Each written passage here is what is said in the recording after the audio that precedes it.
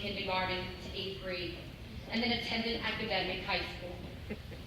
I had so much to say, but I need to get to the point of why I am here.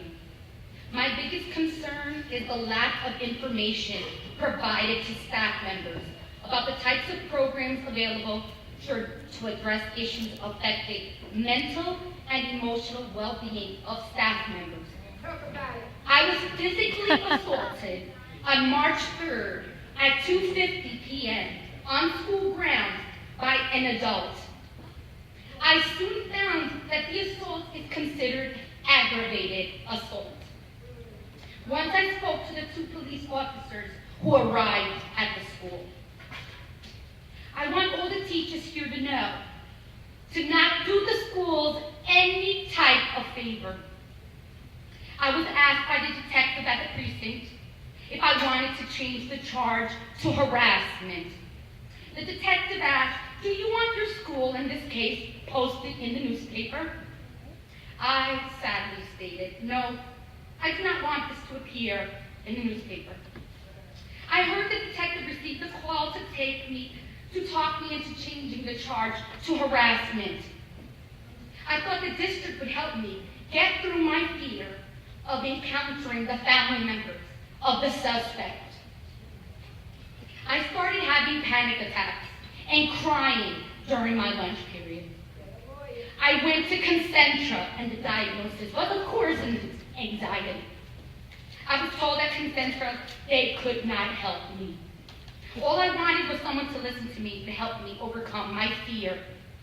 My family doctor stated this assault caused a psychological trauma.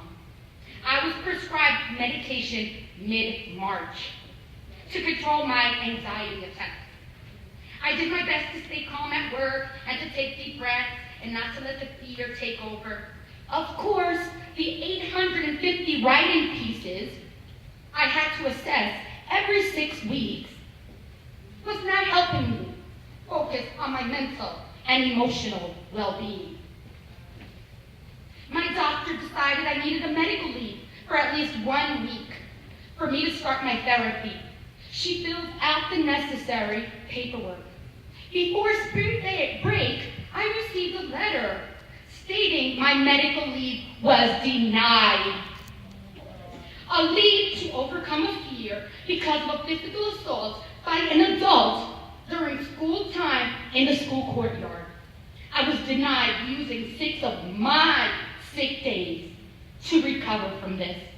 I called 201-369-3765, which supposedly was the phone number to get information about the Employee Assistance Program.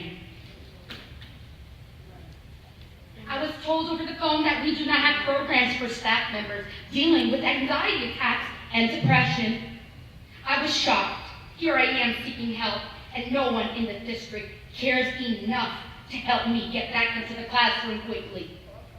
Thankfully, Tina Thorpe from the JCEA provided a phone number for me to call so I can speak to a licensed counselor. Now, can you believe 1 month and a half after the physical assault, an investigator arrives in my house during spring break?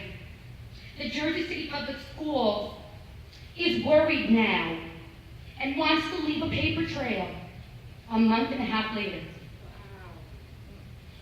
I do not know what else to say. I am disgusted. Why couldn't anyone at the board help me?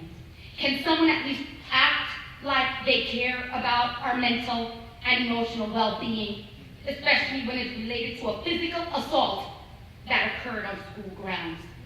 I urge you to inform all employees about what we have in place for employees to cope with workplace violence, traumas, and other emergency response situations. Sadly, the situation changed me somehow. I agree with Colleen Kelleher that many teachers want to leave the profession because of the lack of support and the extreme workload. Thank you.